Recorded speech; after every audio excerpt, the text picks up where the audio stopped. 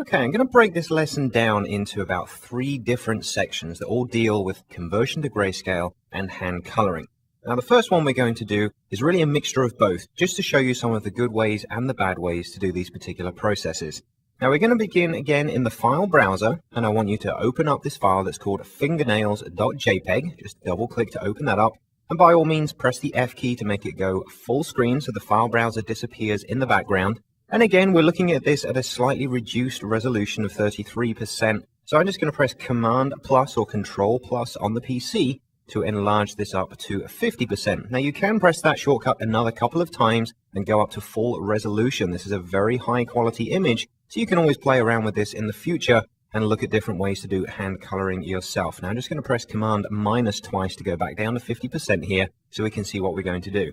Now, if you're doing a conversion to grayscale, the most natural function for anyone to do is obviously go to the image menu, go down and choose mode, go ahead and choose grayscale. Now, it will ask you wish to discard the color information, go ahead and click OK.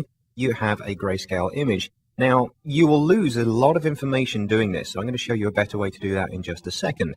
However, the other downside to using this particular command is that it's destructive. You've lost any color information, so let me show you a couple of ways that you can do it non-destructively. Let's just undo that, so we go back to our RGB file.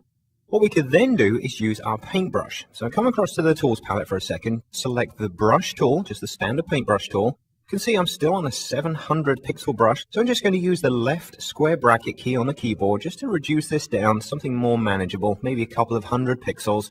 And then make sure that my colors are set to black in the foreground, white in the background. Very quick way to do that is simply to hit D on the keyboard, which restores your default colors. And you'll see that the foreground color here in the tools palette is now set to black. Now, if you were to obviously paint over this image at this point, all you would do is fill with solid black pixels. However, if you go to the mode menu at the top here in the options bar where it says mode normal, you could come down and choose the color option, second one up from the bottom. And now whenever you click and drag and start painting over the image, you'll see that you're actually replacing the color pixels with grayscale pixels. Okay, now this is giving me a bit more selection on this. You see I'm able just to sort of paint over the top part of the image, but maybe keep some of the bottom half. But again, the problem with this particular format is it's destructive. Any of the pixels we're removing here by painting over them will be very difficult to get back in the future. Now there's the magic eraser, there's the history brush. There are different ways of doing that, but I prefer to preempt that by being a bit more careful with planning. So undo again, Command Z or Control Z back to the point where the RGB image is in full effect. And this time, let's come across to the Layers palette and create a brand new layer. Now it's just going to be a standard empty layer. Come back up to the brush options at the top and change the color mode of the paintbrush back to normal. This means that anything we now paint on this particular layer, don't forget we're on layer 1 over here, will paint using solid black pixels. However, if you come across to the Layers palette and where it says normal mode for the blending of the layer itself and go down and choose color, any of the black pixels that have been painted will now apply grayscale through to the layer beneath.